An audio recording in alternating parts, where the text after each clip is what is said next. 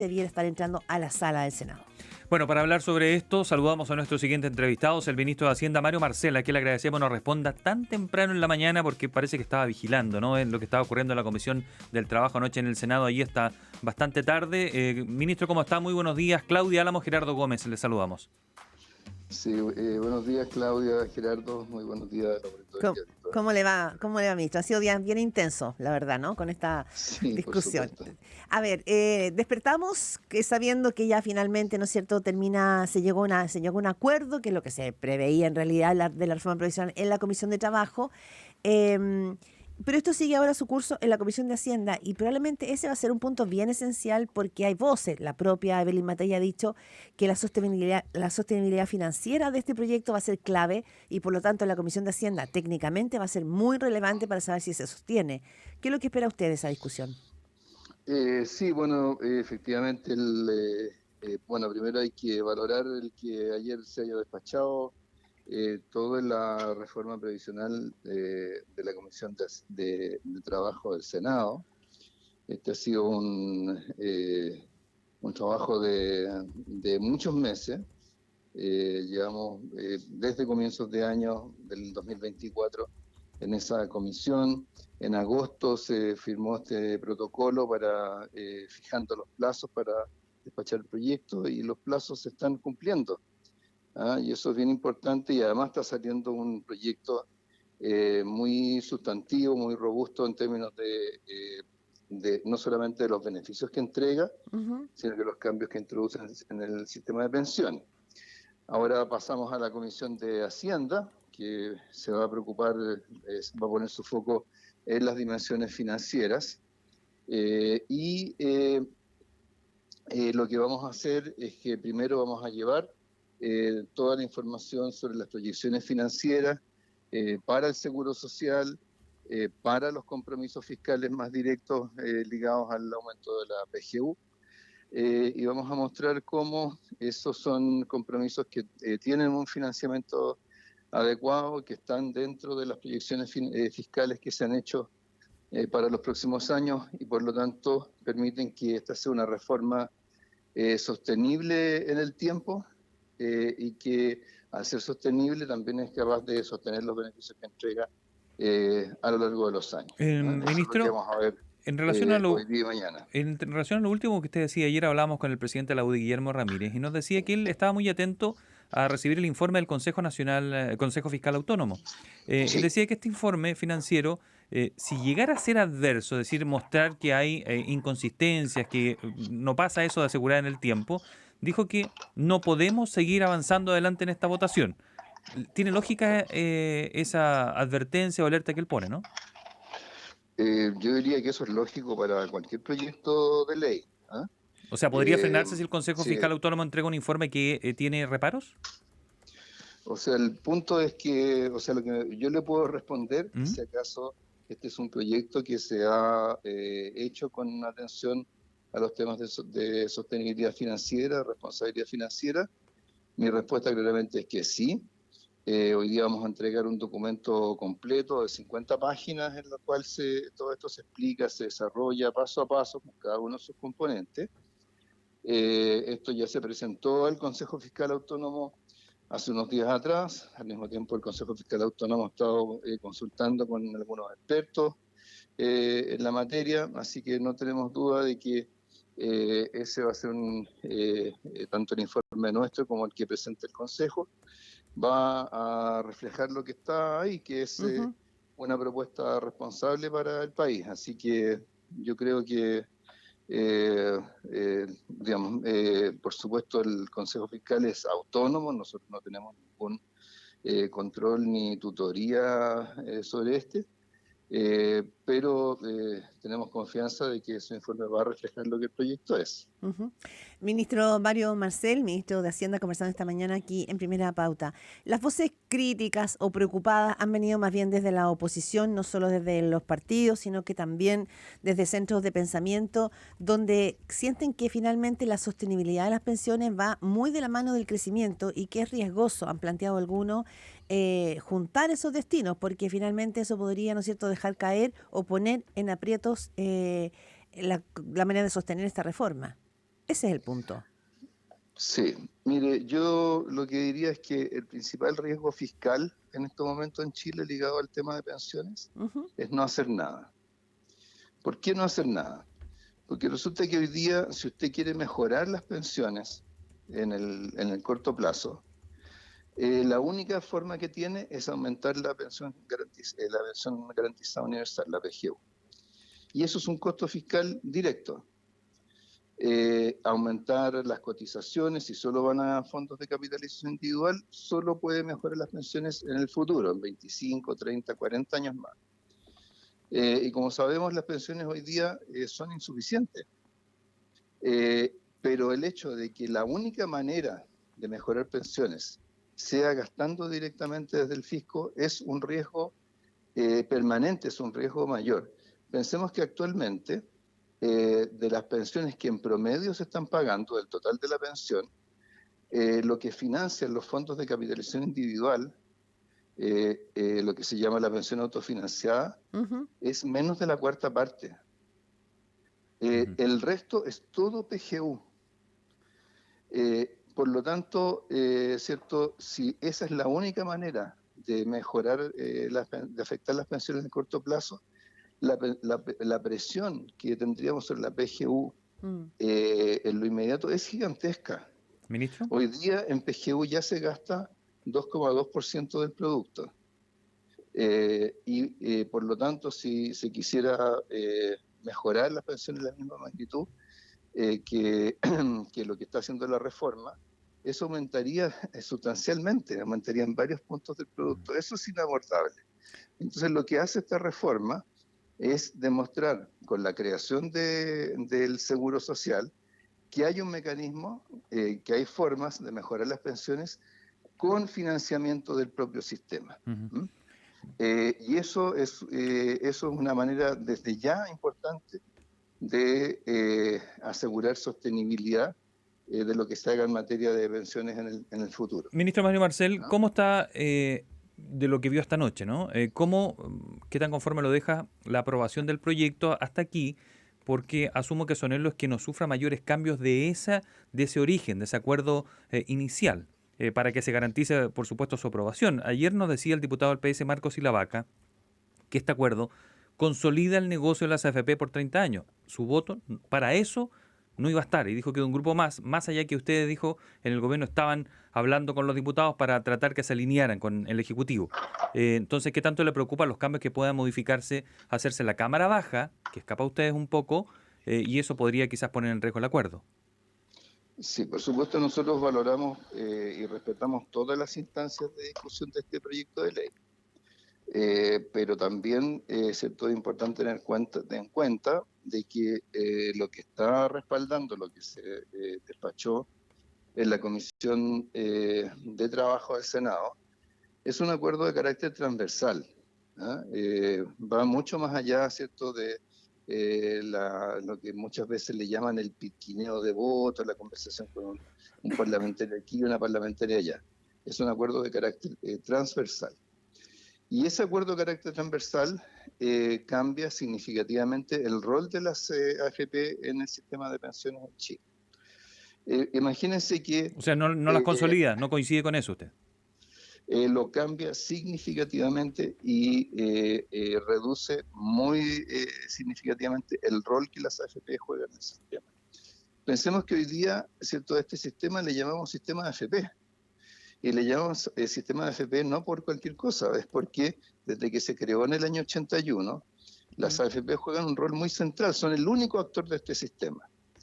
Pese a que generan solo la quinta parte de las pensiones, sin embargo son las entidades dominantes en el sistema, es a donde la gente obtiene su información, hace sus consultas, incluso después de crearse el Pilar Solidario en el 2008 y transformarse en PGU en el 2022, el Estado lo único que hace es actuar como caja pagadora de esos beneficios. Sí, ministro. No juega ningún otro papel. En cambio ahora, al crearse, ¿cierto?, el Seguro Social, hay un nuevo actor dentro del sistema de pensiones. Y por su parte, las AFP tienen dos cambios muy significativos. Primero, que su rol se focaliza mucho más en la administración de inversiones, que es donde está su mayor competencia, y por otro lado, que con la licitación de stock de afiliados, con eso va a aumentar significativamente la competencia dentro de este sector, van a surgir nuevos actores, vamos a pasar de una situación en la cual estuvimos a punto de quedarnos solo con 4 administradoras a tener un número considerablemente mayor. Y eso significa más opciones para los afiliados, pero Ahora, también significa desconcentrar el protagonismo del sistema. Entonces, sí.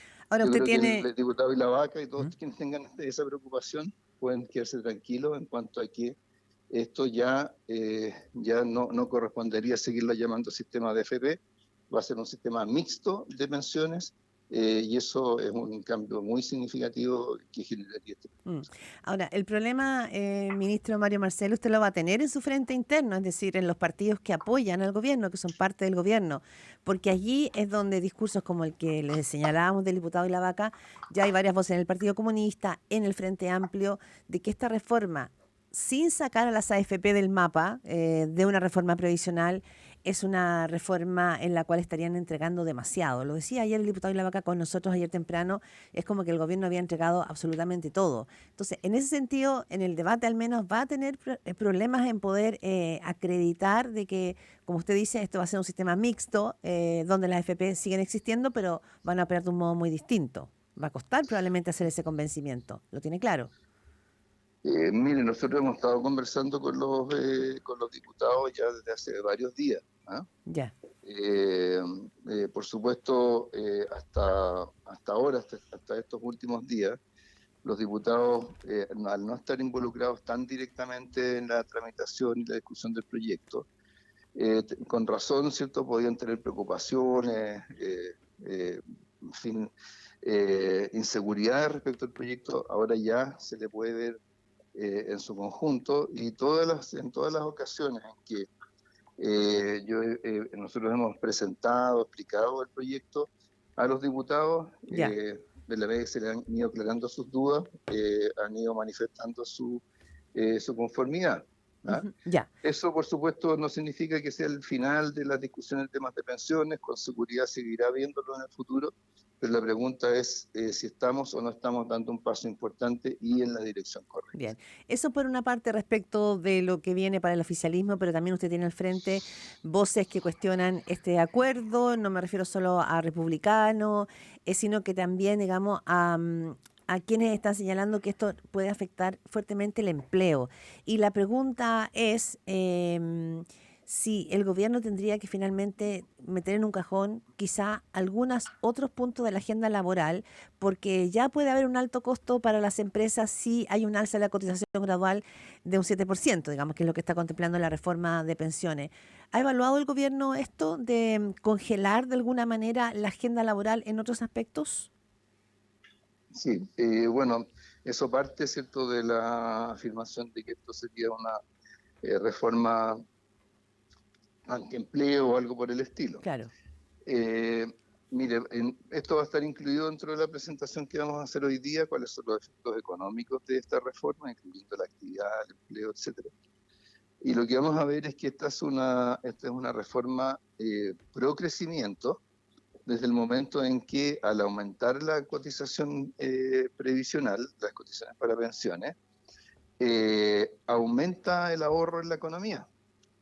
Al aumentar el ahorro en la economía, hay más recursos domésticos para financiar la inversión. La inversión, ¿cierto?, genera crecimiento, y ese crecimiento genera empleos. Entonces, aun cuando haya un efecto cierto potencial por el hecho de que aumenta el costo laboral al aumentar la cotización, cuestión que se ha buscado mitigar al hacerlo bien gradual, ¿cierto? Tenemos tomando una gradualidad de 9 años. Al mismo tiempo, ¿cierto?, se van generando estos efectos positivos del lado del ahorro, la inversión y el crecimiento. Entonces, es la combinación de esos factores los que incide sobre lo que vaya a ocurrir con el empleo. Entonces, primero hay que tener claro, ¿cierto?, qué es lo que la reforma haría sobre la generación de empleo en la economía, y en ese sentido cualquier efecto negativo, potencialmente negativo, que venga del lado de los costos laborales, tiende a mitigarse por el lado de el Bien. ahorro, la inversión y la actividad. Usted escucha al ministro de Hacienda, Mario Marcel, conversando con Primera Pauta. Una pregunta que ya ha estado en el ambiente y puede tener bastante lógica, es ¿quién va a confiar en las AFP o invertir con ellas si ustedes están prometiendo que las van a eliminar o ese es su anhelo? ¿Quién se compra una casa que podría salir a la venta o terminarse más bien? Bueno, las administradoras, como les decía hasta hace un momento, hasta ahora estaban lo que los economistas llamamos integradas verticalmente, Ujú. o sea que se hacían cargo de todos los servicios previsionales, pese a que la administradora, ¿cierto?, su competencia fundamental es la gestión de inversiones, al mismo tiempo hacían toda la gestión de las cuentas, informaban sobre la PGU, en fin, una serie de otras materias. Ahora, ¿cierto? En la medida que las administradoras se concentren en lo que es la gestión de inversiones y que vayan surgiendo nuevas administradoras con esa capacidad y se vayan reduciendo los costos, entonces el rol de las administradoras, el rol del sector privado en términos de las funciones que cumple dentro del sistema, van a irse focalizando mucho más. Y eso genera, por cierto, en principio debería generar más confianza que el tener un actor que, como decía hace un momento, genera solo la quinta parte de las pensiones y que, sin embargo, aparece como responsable de todo. Entonces, vamos a ver un escenario en el cual esas administradoras, independientemente de cuánto, de la opinión que tengamos sobre la capitalización individual en sí misma, esas administradoras van a cambiar significativamente de Sí. peso en el sistema. Ministro de Hacienda, Mario Marcel, conversando en Primera Pauta cuando son 7:24. También la ministra Janet Jara, que ha trabajado muy mano a mano con usted en esta reforma previsional, planteó la idea de instalar un inversor público que compita con las AFP en el sistema previsional. Y esto, que no está en el acuerdo que se está firmando hoy día o llevando adelante hoy día, ha generado, ¿no es cierto?, ruido, mucho ruido en la oposición, porque dice, bueno, esto no está siendo conversado y probablemente esto nos pone en otro escenario y aparece siempre como la sospecha de si finalmente el gobierno está siempre buscando, ¿no es cierto?, caminos aledaños para sacar a las FP de escena. ¿Valía la pena poner este tema de inversor público en este momento de la discusión a su juicio? Mire, a ver, lo que yo diría respecto al tema de inversor público es que, en primer lugar, en el debate público, por alguna razón que a mí me cuesta entender, se plantea que el tema del inversor público estaría ligado a la eliminación de las administradoras privadas. Sí. Cosa que nunca se ha planteado en esos términos, ¿ah? El tema de si hay o no hay inversor público es si queremos que haya o no un actor adicional dentro del sistema que se transforme, que sea una opción más para los afiliados al momento de decidir quién va a manejar sus inversiones. Eso no fue parte del acuerdo, no está dentro del proyecto, no está dentro de lo que se está discutiendo. ¿Cierto? Pero la pregunta sobre si los chilenos quieren o no que haya otro actor que compita, ¿cierto?, en igualdad de condiciones por administrar sus inversiones, si quieren que exista o no. Eso es una pregunta que se responderá en el futuro, no es algo que se esté respondiendo en este proyecto. Pero lo que quiero enfatizar es que esa es una materia que no es contraria a lo que se ha Ya, van a convivir, dice usted, pueden convivir. Claro, si acaso pueden o no convivir. Ahora, para que ocurra eso, tiene que haber una ley de quórum calificado, como establece la Constitución. Tienen que ocurrir varias cosas. No están los votos. Y eso se verá en una oportunidad distinta, pero ahora nuestro foco está en sacar este proyecto adelante. Entonces, no podemos dejar, eso se ha esperado demasiado para que esta reforma salga, como para que nos dejemos distraer por temas laterales que nos aparten de la... ¿No debió haberse planteado quizá? Claro. ¿No debió haberse Mejor planteado nos quizá? evitamos eso, ¿no? Nuevamente, la ministra ayer fue súper clara en cuanto a que nuestro compromiso y nuestro afán está en sacar este proyecto de reforma adelante con los acuerdos transversales que lo apoyan. En esa tarea, la última semana el gobierno va a interceder el presidente Boric para poder que se sesione y se saque en enero al menos este primer paso. Bueno, lo que está programado para la tramitación es que, como señalaban bien ustedes, hoy día y mañana el proyecto se va a ver en la Comisión de Hacienda del Senado. El jueves se va a votar en la sala del Senado y de ahí pasaría a la Cámara de Diputados en tercer trámite.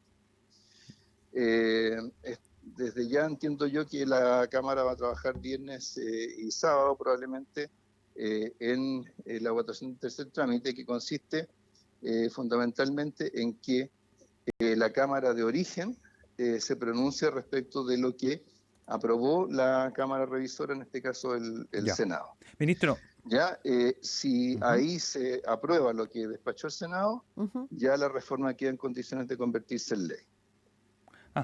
Así podría ser así de optimista la situación entonces. Esta semana tienen humo blanco, dice usted, si las cosas se dan.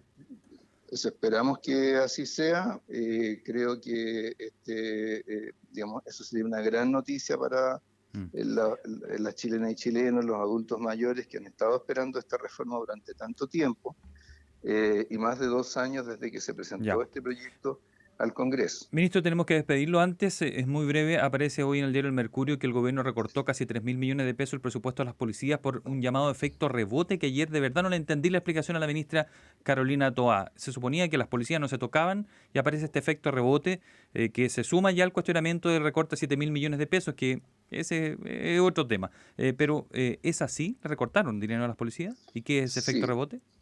Lo que ocurre es que dentro de la estructura del presupuesto hay lo que se llaman transferencias consolidables, que son recursos que pasan de un ministerio a otro o a otra institución, en este caso, ¿cierto?, las policías, para desarrollar un determinado programa, ¿ya? El mandato que teníamos de la ley de presupuesto, en su propio contenido mismo como mandato legal de la ley, era hacer recortes transversales por categorías de gasto, ¿ya? Entonces, dentro de esas categorías de gasto cayeron algunos de estas transferencias consolidables y por lo tanto repercuten sobre la institución, potencialmente sobre la institución que las recibe. Pero al mismo tiempo se le dio a las instituciones públicas el espacio para que de aquí a comienzos de marzo distribuyan de una manera distinta los ajustes que se le aplicaron, respetando el agregado, ¿ya? Y por lo tanto, en este caso, las instituciones, los ministerios de origen de estos recursos que llegan finalmente a Carabineros o a investigaciones, tienen el espacio para hacer ese ajuste y por lo tanto evitar que haya ese impacto. Así que ese espacio está, es parte del proceso de adecuación al ajuste presupuestario, así que no me cabe duda que los ministerios de origen de estos recursos van a hacer la readecuación que sea necesaria. Ministro Mario Marcel, ministro de Hacienda, muchísimas gracias por partir este martes tempranito aquí en Primera Pauta, en un día además donde sigue la discusión de la reforma y ahora ya pasa ahí a la Comisión de Hacienda. Que tenga un muy buen día y muy amable. Buena semana, ministro. Muy bien. Que esté muy bien. Muy Cuídese. Adiós. Muy amable. Gracias.